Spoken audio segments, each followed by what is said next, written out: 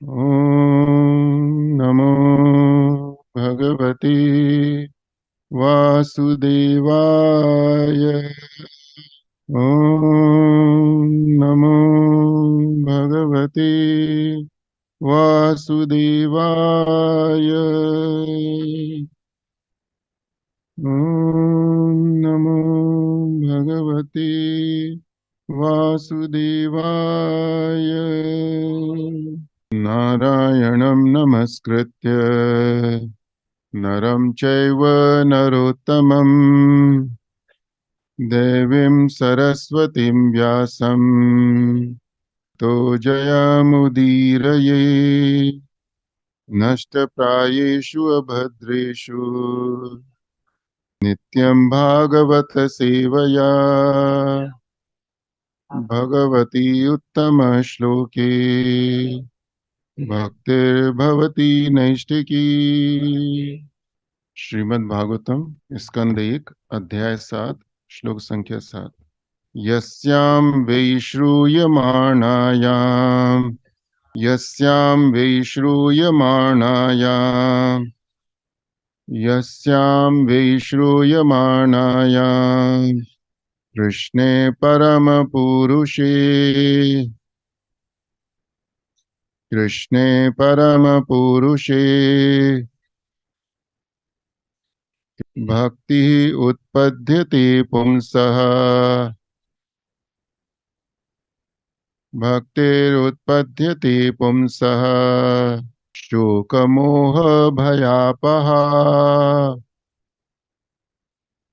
शोकमोहभयापहा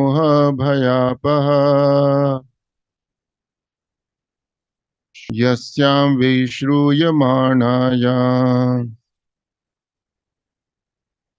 कृष्णे परमपुरुषे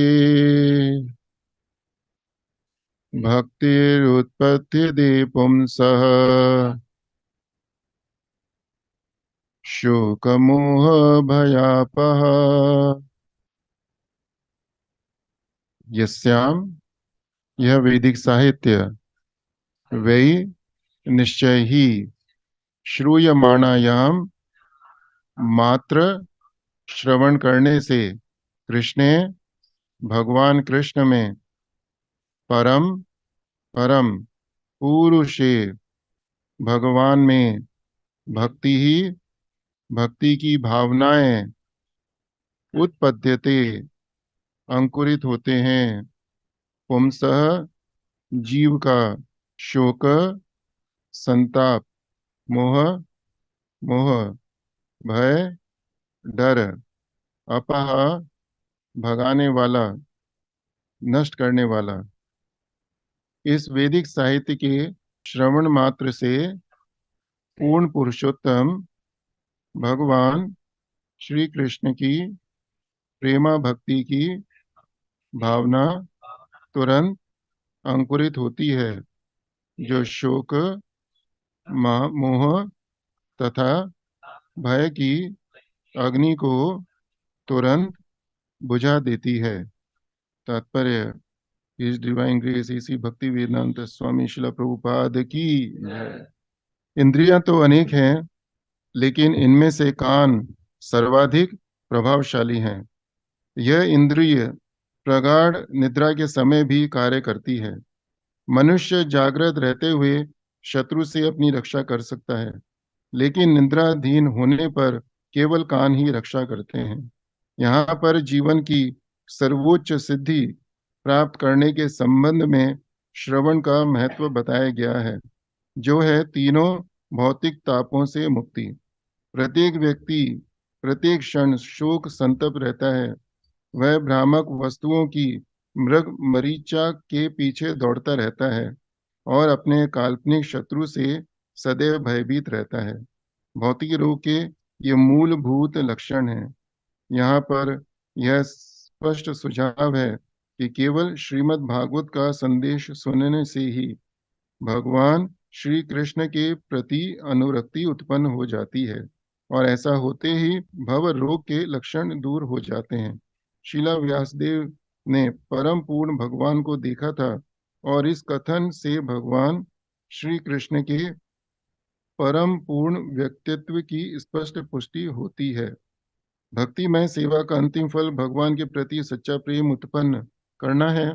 प्रेम ऐसा शब्द है जो प्रायः स्त्री तथा पुरुष के संबंध को व्यक्त करने के लिए प्रयुक्त किया जाता है, किंतु प्रेम ही एकमात्र ऐसा शब्द है जिससे भगवान कृष्ण तथा जीवों के बीच के संबंध को समुचित ढंग से व्यक्त करने के लिए प्रयुक्त किया जा सकता है। श्रीमद् भगवद गीता में जीवों को प्रकृति कहा गया है और संस्कृत में प्रकृति शब्द स्त्रीवाचक है। भगवान को सदैव परम पुरुष या सर्वोपरि पुरुषवाचक व्यक्तित्व कहा जाता है।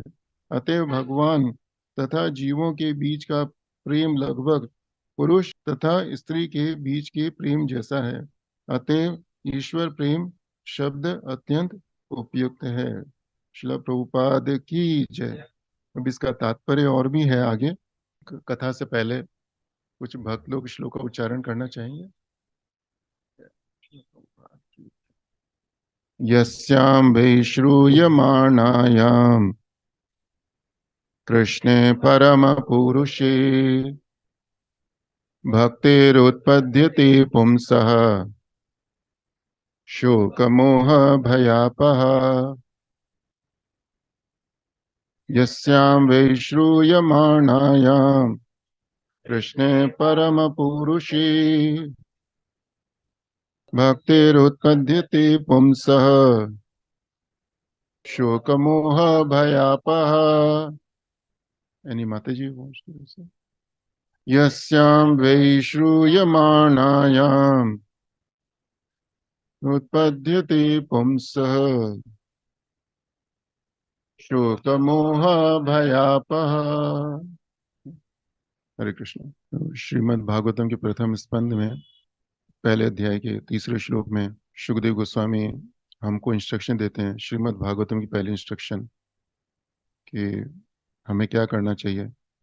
तो वो कहते हैं पिबत भागवतम, कि हमें भागवतम का पान करना चाहिए और भागवतम का रसपान करने से हमारी मुक्ति होगी। तो कभी भक्त के मन में प्रश्न होता है, ये जिज्ञासा होती है, प्रश्न पूछते हैं, ठीक है भागवतम के रसपान से हमारी मुक्ति होगी, लेकिन वो तो शरीर छोड़ने के बाद में है। लेकिन इस जीवन में जीवित रहते हुए भागवत में पढ़ने का क्या लाभ होता है ना, उसका क्या परिणाम होता है। तो वो बहुत सुंदर रूप से सुखदेव गोस्वामी हमको इस श्लोक में बताते हैं ये ना। और कहते हैं यस्याम वी श्रूय मानायाम, वही का अर्थ है सर्टेनली, जो इसके अंदर बोला गया है वो निश्चित रूप से सत्य है ना। और यस्याम, यस्याम मतलब उसका, यस्याम वह, दैट, व्हाट इज दैट, वो श्रीमद् भागवतम के लिए आ रहा है। यस्याम वे, तो श्रीमद् भागवतम श्रूय माणायाम, श्रूय माणायाम, it's a very important word. एक बार हम परम पूज्य राधा गोविंद महाराज जी का लेक्चर सुन रहे थे, बहुत साल पहले की बात है। तो उस समय इस शब्द की व्याख्या कर रहे थे वो। तो वो कहते थे श्रूय माणायाम का अर्थ है ध्यान से नहीं सुनने का। एक होता है हियरिंग और एक होता है listening. Listening means attentive hearing और hearing means just simply casually किसी चीज को सुनने का है ना। तो महाराज जी बता रहे थे कि श्रीमद् भागवतम को हम ध्यान से नहीं सुने। आप समझे, हियरिंग एंड वर्सेस लिसनिंग दो चीजें हैं, hearing versus listening means attentive hearing. Hearing means जैसे अभी now see the traffic sound is there, so we are hearing but we are not listening. What we are listening, we are listening Krishna katha, right. So that's a difference between hearing and listening. Prabhupada ji भी translation बोलते हैं simply by giving aural reception. Simply by giving aural reception means थोड़ा सा भी कान इसमें लगाएं भागवतम कथा में है ना। यस्याम वही श्रूय माणायाम। तो इससे क्या परिणाम होता है। तो महाराज जी बता रहे थे there are two results, one is a primary and the other one is secondary है ना। ये primary product and secondary product. तो जो पहला परिणाम क्या है, भक्तिर उत्पद्यते पुंसा, कि हमारे हृदय के अंदर भक्ति का बीज उत्पद्यते मतलब भक्ति का बीज अंकुरित होता है। और किसके प्रति भक्ति, कृष्ण परम पुरुष है। कृष्ण का अर्थ है कृष्ण के अंदर है। और परम पुरुष है कि कृष्ण भगवान कौन है, वो परम पुरुष है ना। तो महाराज जी बता रहे थे कि जब भक्ति शब्द की बात आती है तो हमको ध्यान रखना चाहिए, bhakti word is meant only for Krishna, and bhakta means the devotee of Krishna only. कभी कभी समाज में बहुत सारे व्यक्ति कहते हैं कि हम इसकी भक्ति करते हैं, इसकी भक्ति करते हैं, इसकी भक्ति करते हैं, लेकिन भागवतम के अनुसार भक्ति वर्ड स्टैंड्स ओनली फॉर भक्ति अनटू कृष्णा। भक्ति का अर्थ है कृष्ण भगवान की प्रेमयी सेवा है, और भक्त का अर्थ है कि कृष्ण भगवान का भक्त है। तो अगर हम श्रीमद् भागवतम की श्रूयमाणयम कि सिर्फ कैजुअली है ना, जैसे कल यहाँ पे बच्चे बैठे थे क्लास में है ना, casually they're giving the hearing, अपने कानों में कुछ उनके जा रहा था भागवतम, तो उसका परिणाम ये है, पहला परिणाम ये है। और प्रभुपा जी यहाँ पे तात्पर्य में बताते हैं कि what is the potency of hearing. हमको हमेशा एक चीज याद रखनी चाहिए कि कृष्ण भगवान अगर हमारे हृदय में प्रवेश करेंगे तो सिर्फ एक ही द्वार है। वो कौन सा द्वार है? कानों का है, कर्ण प्रविष्ट रंध्रेण, कि और कोई द्वार नहीं है। हमारी 5 कर्मेंद्रियां हैं, 5 ज्ञानेंद्रियां हैं। कर्मेंद्रिय हमको मालूम है, हाथ पैर ब्ला ब्ला, राइट। तो भगवान हमारे हाथों से हमारे देह में प्रवेश नहीं करेंगे, पैरों से नहीं करेंगे, जेनिटल से नहीं करेंगे, राइट। और जो ज्ञानेंद्रियां हैं, 2 आंखों से देख सकते हैं, कानों से सुन सकते हैं, नाक से सूंघ सकते हैं, त्वचा से स्पर्श कर सकते हैं। तो लेकिन भगवान अगर हमारे हृदय में प्रवेश करेंगे कभी भी, तो what is the door? The only door is years, है ना। और इसीलिए कृष्ण भगवान ने जो हमारी 10 इंद्रियां हैं, वो 10 इंद्रियों में से सिर्फ कान है, उनको अद्भुत शक्ति दी है ना, कि जो बच्चे का जन्म होता है वो माँ के गर्भ में होता है, तो जो बच्चे की सबसे पहली इंद्रियां सक्रिय होती है, वो कौन सी इंद्रिया सक्रिय होती है? वो कान। The ear is the first sense which gets activated. और इसीलिए जो गर्भवती महिला होती है, उसको बोला जाता है कि आप अच्छी अच्छी चीजें सुनिए, भगवान की कथा सुनिए, भजन सुनिए, क्योंकि बच्चे के जो जन्म से पहले ही अगर किसी को भक्त बनाना है, हाँ, तो क्या करना चाहिए? जो गर्भवती माँ है उसको भागवतम सुननी चाहिए, भागवत सुननी चाहिए, रामायण सुननी चाहिए, और भक्तों के मुख से सुनना चाहिए, right. So the sense of year, हमारे जो कान है, इसके अंदर इतनी शक्ति है कि जन्म से पहले ही सक्रिय हो जाते हैं। Another important thing is that कि जो गर्भ के अंदर शिशु है, वो कैसे सुन रहा है? वो डायरेक्टली नहीं सुन रहा, वो माँ सुन रही है। जो माँ सुन रही है, उसके सुनने का प्रभाव है कि वो उसके कानों में भी जा रहा है। इतनी शक्तिशाली इंद्रिय है। और इसका उदाहरण क्या है? प्रहलाद महाराज है ना, right.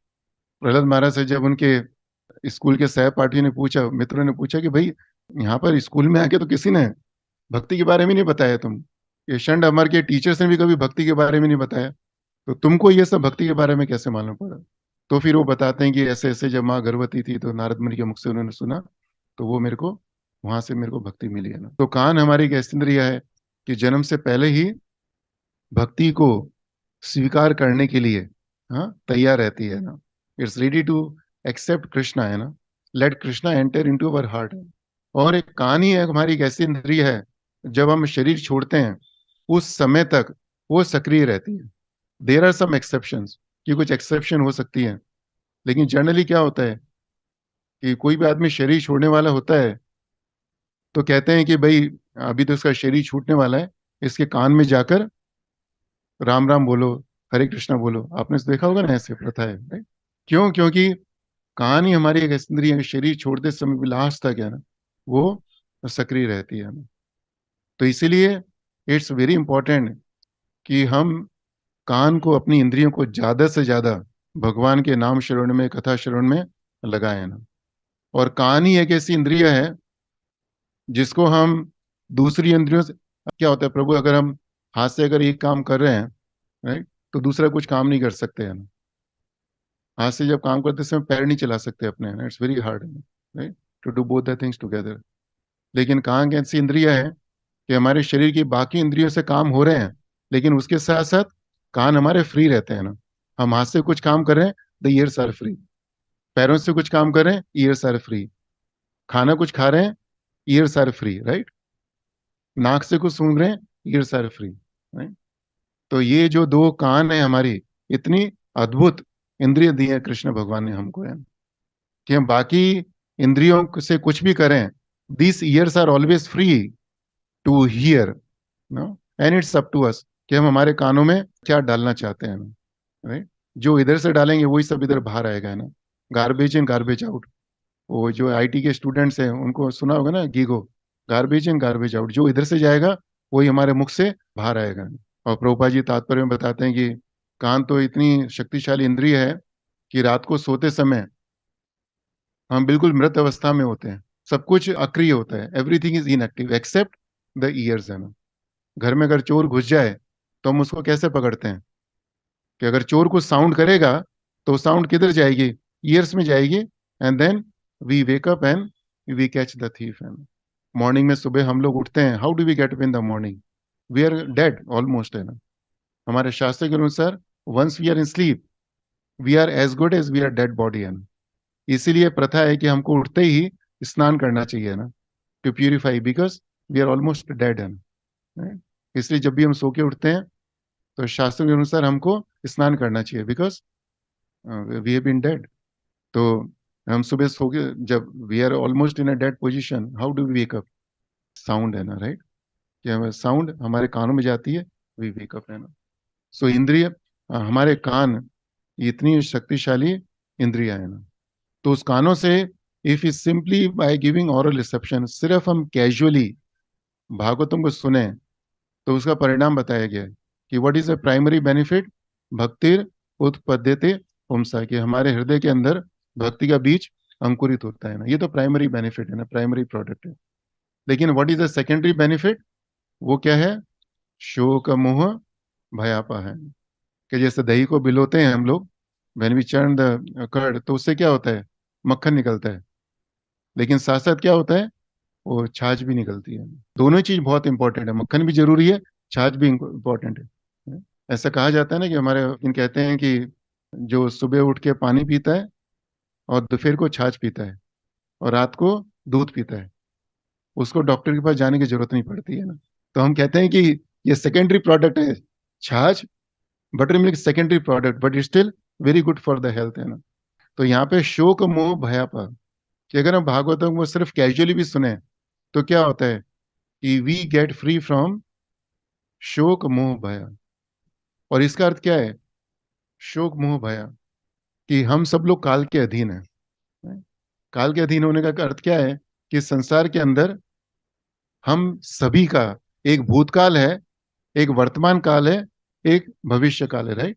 Everybody has got some past, present and future, right.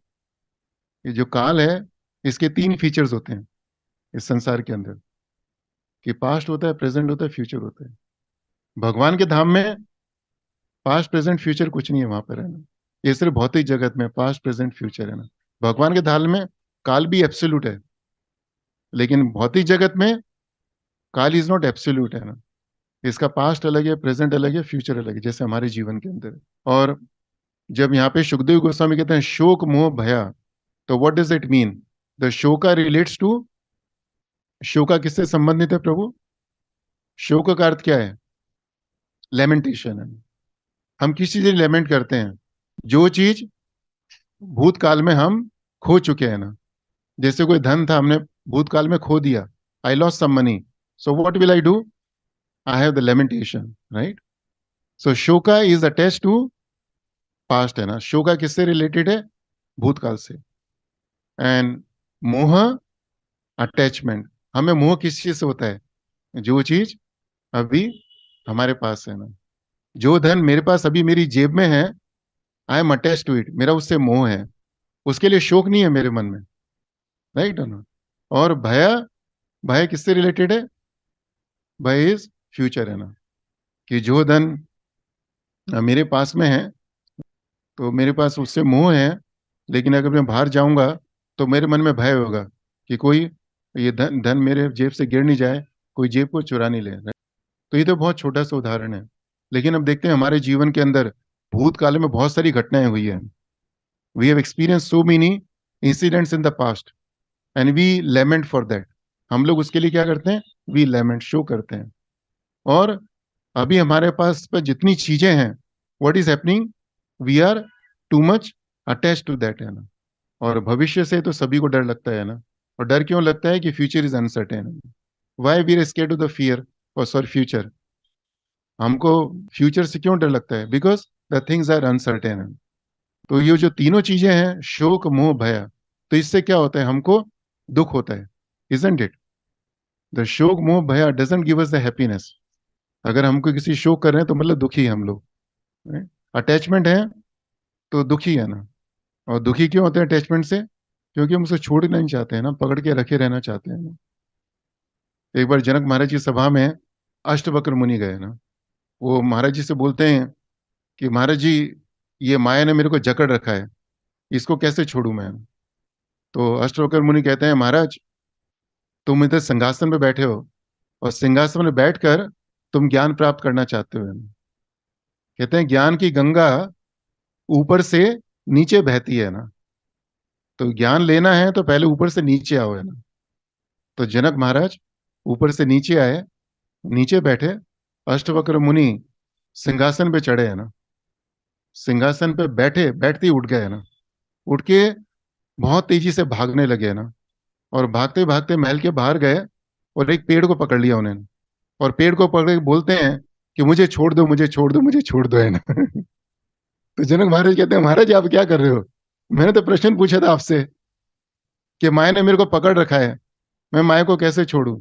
Ashtavakra मुनि कहते हैं कि मैं तुम्हें यह समझाना चाहता हूं कि माया ने तुमको नहीं पकड़ रखा, बल्कि तुमने माया को पकड़ रखा है ना। तुमने माया को पकड़ रखा है। पेड़ को किसने पकड़ा है ना? तुमने पकड़ा है। और लेकिन तुम पेड़ को बोल रहे हो मुझे छोड़ दो, मुझे छोड़ दो, मुझे छोड़ दो, है ना। तो ऐसे हम लोग बहुत बहुत बार हम लोग बोलते हैं कि आसक्ति कैसे छूटे, कैसे छूटे, कैसे छूटे।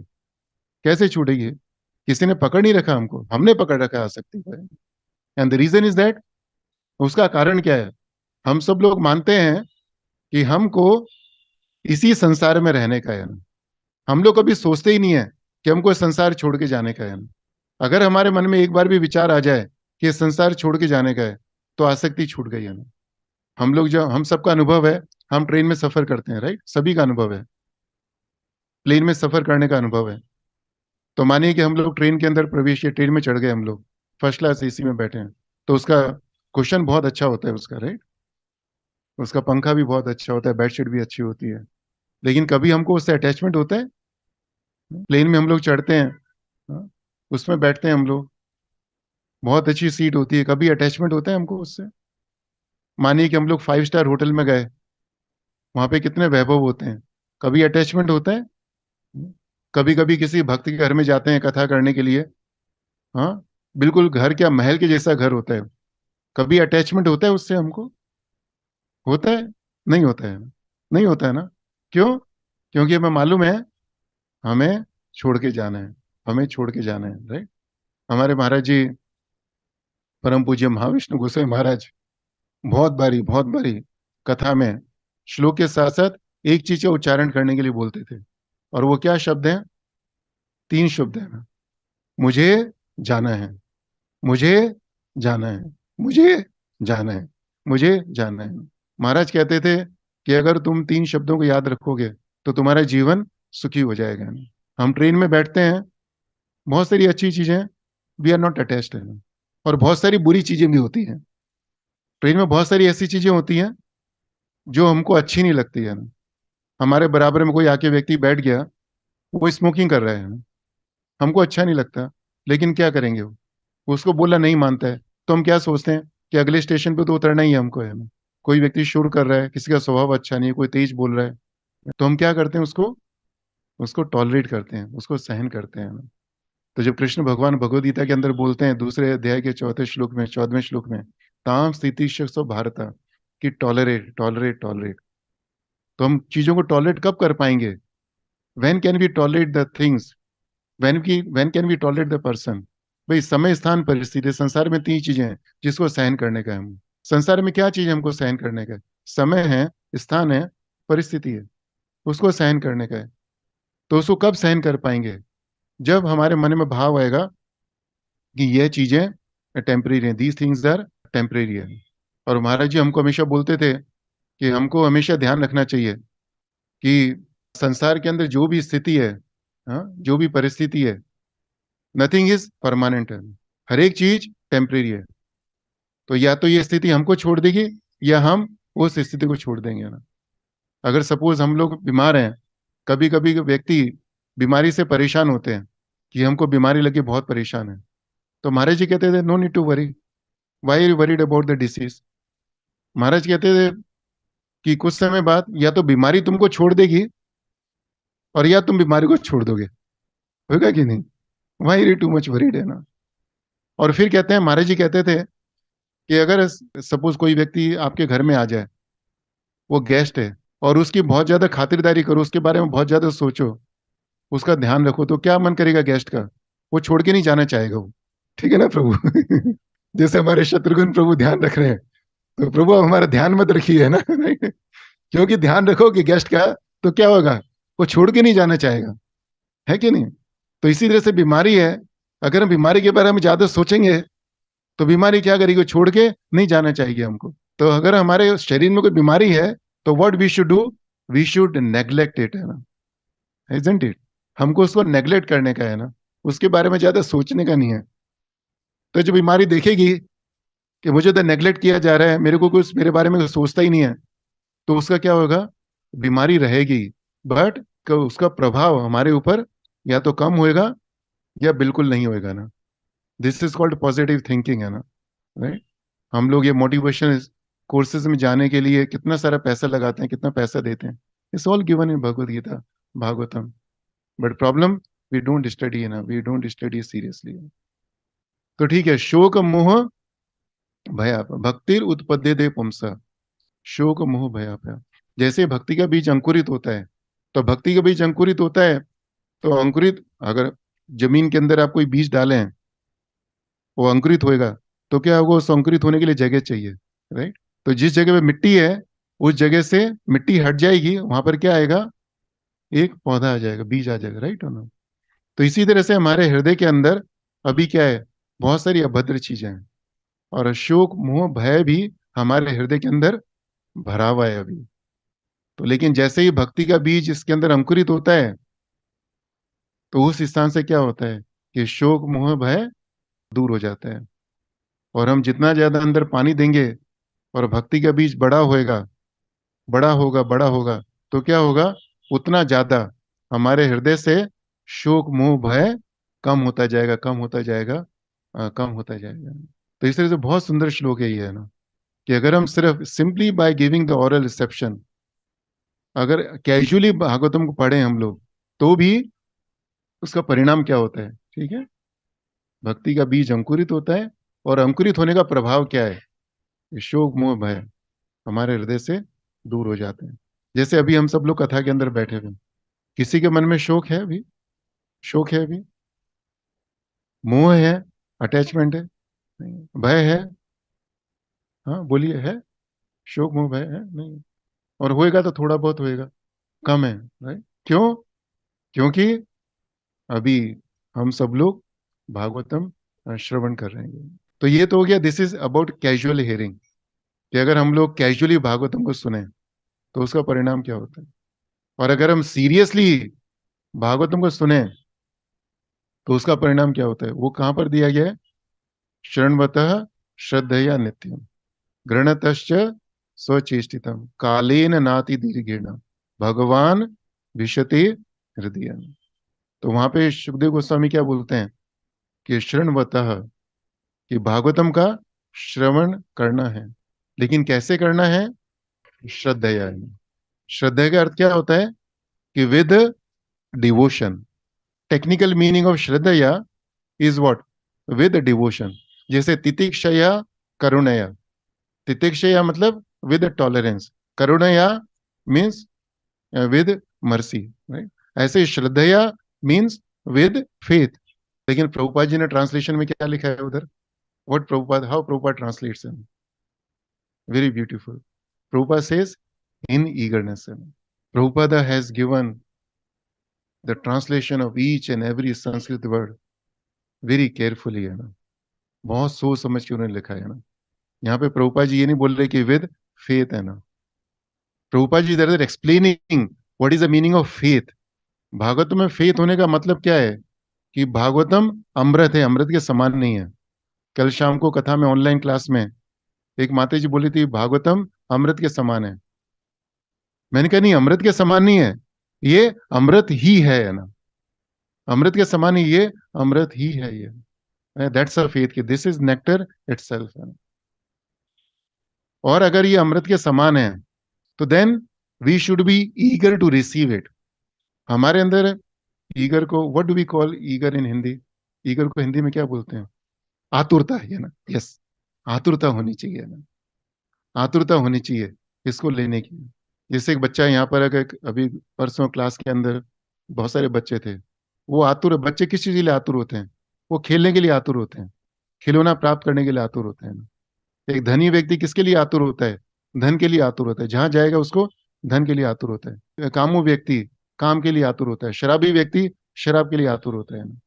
आतुरता, आतुरता, राइट। भूखा व्यक्ति भोजन के लिए आतुर रहेगा। तो ऐसे ही अगर ये अमृत है तो हमारे अंदर आतुरता होनी चाहिए कि हम इसको प्राप्त करें, है ना।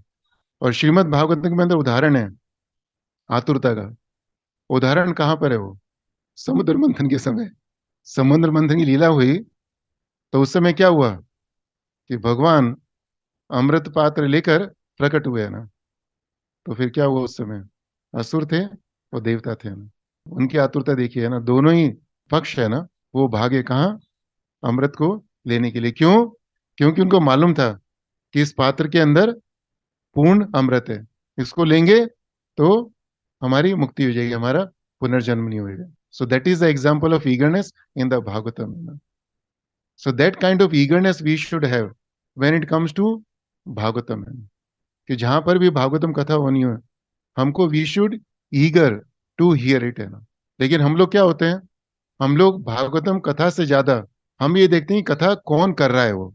That is a defect in us, isn't it? And that's where we miss the point, है ना। that means we are not eager, है ना? हमको कथा कौन कर रहा है इससे मतलब नहीं है, हमको किससे मतलब होना चाहिए? कि जहां पर प्रभुपाद जी की Bhagavat Gita as it is, Bhagavatam, उसका श्रवण और पाठ हो रहा है, and we should be there, that's a eagerness, है राइट। और जब महान भक्त आते हैं तो और भी ज्यादा उत्सुकता होनी चाहिए हमको, है ना। वी शुडंट मिस, है ना। तो दैट्स ए श्रवणवत्ता श्रद्धेय, कि हमको भागवतम श्रवण करना है। कैसे करना है? श्रद्धा के साथ। और लेकिन कितनी बार ये श्रवण करने का है? हाँ, नित्यम, है ना। शृण्वतः श्रद्धया नित्यम, है ना, कि उसको डेली होना चाहिए ना। और लेकिन सुखदेव गोस्वामी बताते हैं कि it's easy to hear but not easy to practice, है। इसलिए अगली लाइन में बोलते हैं गृणतश्च, है ना, taking the matter. Prabhupada ji क्या कहते हैं? हाँ, वेरी सीरियसली, है ना, taking the matter seriously by own endeavour. स्वचेष्टितम, स्व मीन्स ओन, चेष्टा मीन्स बाय ओन एंडीवर, है ना, कि by own endeavour taking the matter seriously. कि क्या सीरियसली लेना है हमको? कि रोज सुनना है। कैसे सुनना है? श्रद्धा के साथ, विद ईगरनेस और नित्यम। अगर हम तीन चीजें करें, तीन चीजें करने का प्रयास करें, जो चीज यहां पर बोली है वही कृष्ण भगवान भगवद गीता के अंदर भी बोलते हैं। सततम कीर्तन तमाम यतन तस्य दृढ़ रता। यतन means what? Endeavour, endeavor to chant, endeavor to offer obeisances. So similarly here, endeavor is very important, है ना? And if you don't endeavor, then what will happen, है ना? कि हम लोग भागवतम कैजुअली सुन रहे हैं, उसका प्रभाव है हमारे हृदय के अंदर, राइट। जैसे सुखदेव गोस्वामी बोला वो परम सत्य है। लेकिन अगर हम उसका पूर्ण प्रभाव चाहिए तो हमको क्या करना चाहिए? स्वचेष्टितम, we have to endeavour very hard, we have to endeavour very hard. कई बार लोग पूछते हैं कि भाई भागवतम को कैसे पढ़ें, कैसे समझें? There is no rocket science. Rocket science का अर्थ क्या होता है? रॉकेट बनाने के लिए बहुत कॉम्प्लिकेटेड टेक्नोलॉजी चाहिए होती है, right. That's a rocket science. तो भागवतम को पढ़ना समझना कोई रॉकेट साइंस नहीं है। बहुत सिंपल बताया सुखदेव गोस्वामी ने। उसको सुनो, श्रद्धा रखो और रोज करो ऐसा। और उसके लिए लेकिन प्रयास करना पड़ेगा। और फिर उसके बाद में क्या बोलते हैं यहाँ पे? तो शृण्वतः श्रद्धया नित्यम गृणतश्च सब चेष्टितम्। यहाँ पे सिर्फ श्रवण के बारे में बताया, लेकिन पूरी प्रोसेस कहाँ पर बताते हैं सुखदेव गोस्वामी? श्रीमद् भागवतम के अंतिम स्कंद के अंतिम अध्याय में, नहीं, 5 श्लोकों से पहले क्या कहते हैं? तत् शृण्वन सुपठन विचारणों पर है, कि हमको भागवतम का श्रवण करने का है। तो हम लोग क्या करते हैं? भागवतम का श्रवण करते हैं, but what is missing in our case? क्या चीज मिस हो करते हैं हम लोग? सुपठन एंड विचारणों पर, कि अभी हम सब लोगों ने हमने क्या किया, अभी भागवत श्रवण किया है कि नहीं? लेकिन अभी क्या मिसिंग है? सुपठन, जोर जोर से बोलने का भी। तो अभी तो समय का अभाव है, कर नहीं सकते। लेकिन इसके बाद में थोड़ा सा समय निकाल के हमको इसको, इसी श्लोक को, सुपठन का अर्थ है, हमने कथा में बताया था, जोर जोर से बोलने का, इसको है ना, जोर जोर से बोलने का, राइट। अपने मन से नहीं सोचने का हमको, we don't have to bring our mind into devotional service, right. Maharaj ji कहते थे जैसा भागवत में बोला गया वैसे ही करने का है। सुखदेव गोस्वामी कहते हैं सुपठन मतलब जोर जोर से बोलने का, वैसे ही हमको करने का है। Then we go to the third stage, विचारण। तभी हमको, हम सोच पाएंगे कि भागवतम को कैसे अपने जीवन में उतारे। Bhagavad Gita and Srimad Bhagavatam is meant for what? Bhagavad Gita Srimad Bhagavatam is meant for what? Is meant for transformation of our life, हमारे जीवन में परिवर्तन लाने के लिए। और परिवर्तन कब होएगा? जब हम इसको अपने जीवन में उतारेंगे। लेकिन जीवन में कब उतारेंगे? जब हम इसकी भागवतम, भागवतम हमारे जीवन में कब उतरेगी? जब हम भागवतम की सेवा करेंगे ना। और सेवा करने का अर्थ क्या है? सेवा करने का अर्थ क्या है? हम कहते हैं नित्यम भागवत सेवया। अगर कोई हमसे पूछे what is the meaning of Bhagavat seva, तो भागवत सेवा का अर्थ क्या है? Again missing the point. Bhagavat सेवा का अर्थ क्या है? Three things. भागवत सेवा का अर्थ क्या है? श्रवण, सुपठन, विचार है, इजंट इट? लेकिन हम लोग क्या करते हैं, भागवत सेवा का अर्थ क्या समझते हैं? ओनली श्रवण है। लेकिन सुखदेव गोस्वामी श्रीमद् भागवतम के अंतिम स्कंद के अंतिम अध्याय में, बिल्कुल लास्ट में, हमको बहुत इंपॉर्टेंट चीज बता रहे हैं ना, भागवत सेवा की विधि बता रहे हैं। तो we should not miss it.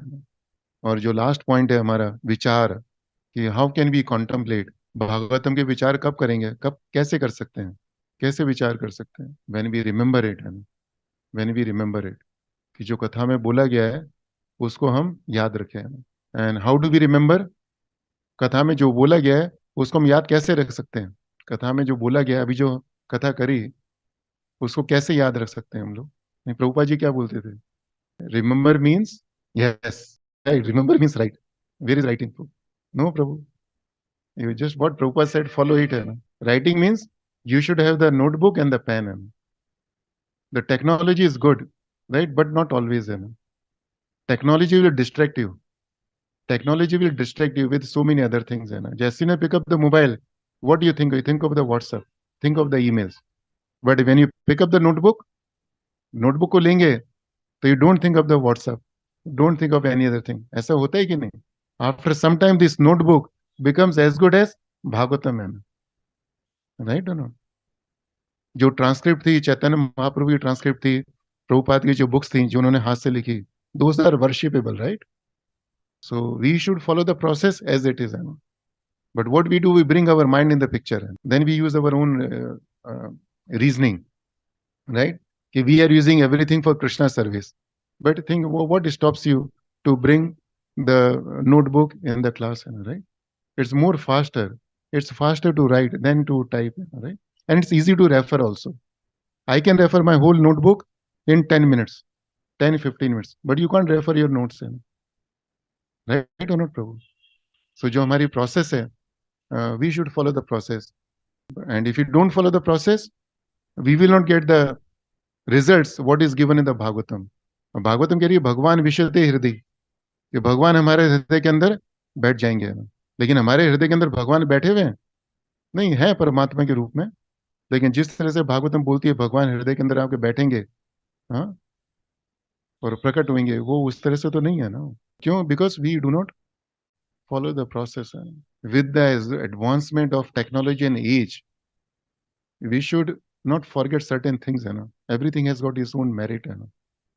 ठीक है ना प्रभु? Once our Guru Maharaj, His Holiness Mahavishnu Goswami Maharaj, was at our house many years back.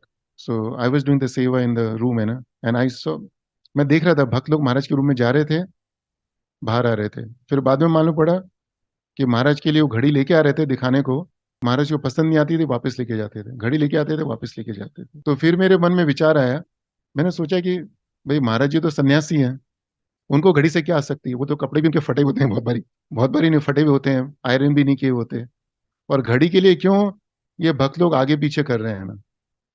तो खैर मन में प्रश्न था कई साल तक, लेकिन उसके बाद में मालूम पड़ा, भक्त ने बताया हमको कि Maharaj ji did not want to wear a watch which is a battery, है ना, कि महाराज जी को ऐसी घड़ी चाहिए थी जिसके अंदर बैटरी नहीं हो। क्यों? क्योंकि महाराज कहते थे कि we should not have the touch of electricity on our body. Electricity is not meant for an healthy person. जो स्वस्थ व्यक्ति है उसको बिजली का कम से कम स्पर्श होना चाहिए। आप देखिए कोई व्यक्ति पागल हो जाता है तो उसके लिए इलाज क्या होता है? इलेक्ट्रिक शॉक देना होता है, राइट? बहुत पावरफुल इलेक्ट्रिसिटी को फ्लो करते हैं बॉडी के अंदर। That's when we need the electricity. But when we are healthy then we should have the minimum contact with electricity, isn't it? तो उसका अर्थ क्या है कि वॉच, अभी तो आजकल क्या स्मार्ट वॉच आ गई है ना, उसके अंदर उसकी जो रेडिएशंस हैं इट्स इवन मोर पावरफुल, है कि नहीं? More powerful. पहले तो सिर्फ बैटरी थी, अभी तो क्या है, जो ये मैग्नेटिक वेव्स हैं those are there all the times 24 hours. I नहीं, आई एम नॉट वेयरिंग, है ना, but why we do not know, we don't realize that we are simply killing our cells. हम लोग खुद अपने आप को धीरे धीरे अपना जीवन कम कर रहे हैं हम लोग। व्हाई?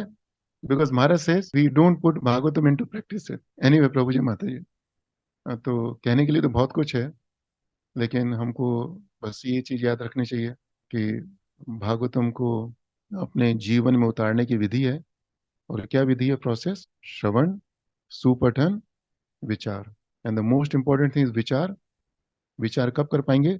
जब हम कथा में आएंगे और उसको नोट्स बनाएंगे। ओके, हरे कृष्णा। शिला प्रभुपाद की जय, शिला गुरुदेव की जय, समस्त भक्त वृंद की जय, निताय गौर प्रेमानंदी, हरि हरि बोल। सो प्रभु जी, माता जी, any Prabhuji or Mataji has got any quick questions or comments? Medical science also agrees with what you said. Hearing, that the ear first is the first organ which is developed in the womb. Embryology also says same thing. Yeah. So the कान हमारी पहली first sense which gets activated. Yeah, Prabhu. One question was there, means Prahlad Maharaj was born because of Hiranyakashipu also chanting Narayana's name. Bhagavatam में, I don't recall, this is mentioned in the Bhagavatam. The Hiranyakashipu was chanting for his own self-interest, for his own sense gratification, thinking to defeat Vishnu, thinking Lord Vishnu is his enemy, right?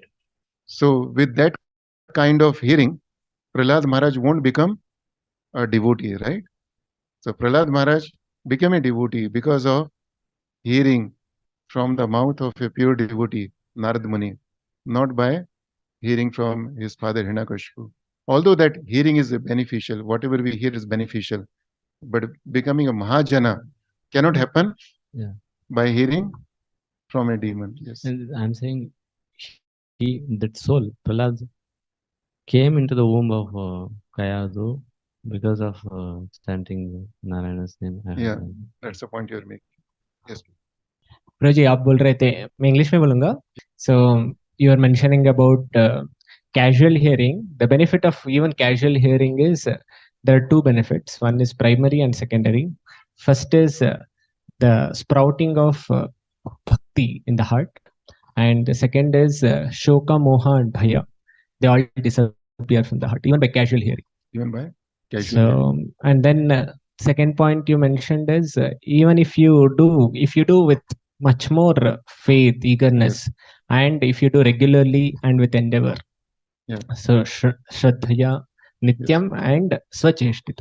If it is done, then Bhagavan vishati hridi. So then Lord, so that means and the progress is very fast. Yes. So yes, thank you, Prabhu. Thank you, Braj, for such a nice class. Any other point?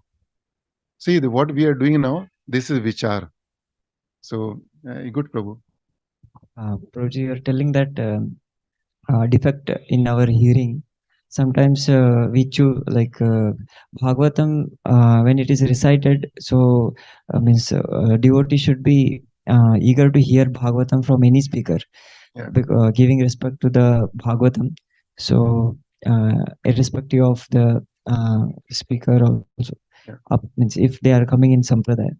Yeah. So any bona fide Vaishnava fide. speaker, I should clarify it.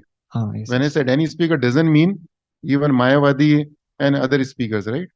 Any bona fide Vaishnava speaker who have the strong faith in Bhagavatam, right?